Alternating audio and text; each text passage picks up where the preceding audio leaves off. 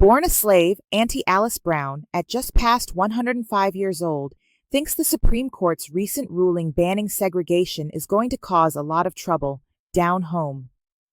Helping herself to a pinch of snuff, the woman, who well remembers Emancipation Day when her slave parents were freed, said, "I never had bad treatment in all my years of being a slave. Both of us, my master and his family, and me and my family, used good manners. I got knocked around a lot more after we were freed, and we had to go out and earn our living. Our master was always good to us colored children."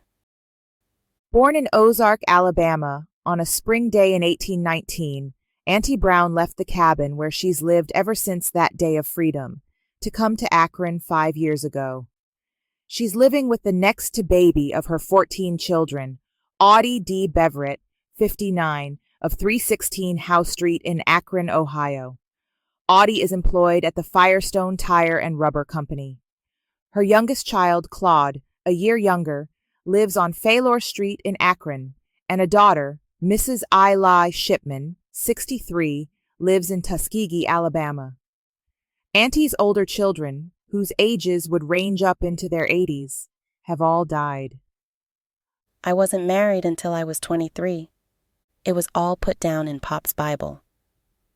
Pop was the first preacher in her town to be licensed as a minister after the Emancipation Proclamation was signed. He was part Indian. Auntie clearly recalls the thrill of watching the mustering of the soldiers at the nearby town of Newton, Alabama, when the Civil War broke out.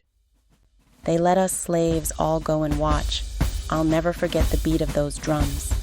The day they were freed, her father, who was a slave at a plantation 3 miles away, came and collected her and her mother and the other children.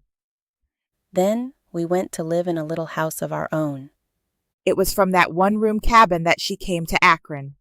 Still able to thread a needle without wearing glasses, Auntie recalls how she sewed for both Negro and white people all her life. She still patches and mends.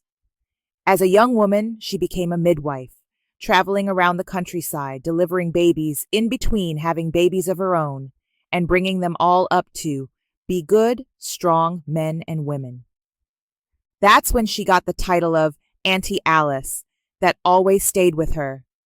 She's got so many grandchildren, great-grandchildren, and great-greats that she can't begin to keep count of them. Last count I had there was 82 grandchildren, and every one of them's got a mess of kids. Auntie never learned to read or write. She went to school once for about a month, walking miles to get there and taking turns with a sister, so that one would always be back home picking cotton and helping cut corn. I used to smoke a pipe and make my own tobacco, but I don't smoke much anymore. And I still enjoy cornbread and hot biscuits and fried potatoes. I had a happy life," said the lean and cheerful white-haired woman who walks on crutches.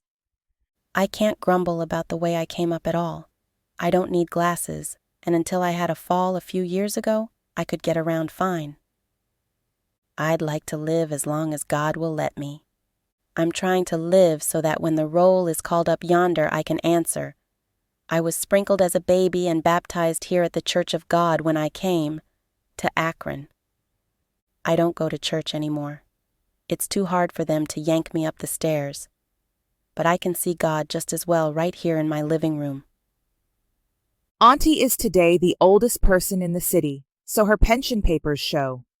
Next oldest is Henry L. Corbett, 1132 Andrus Street, also a former slave who is nearly 104 years old.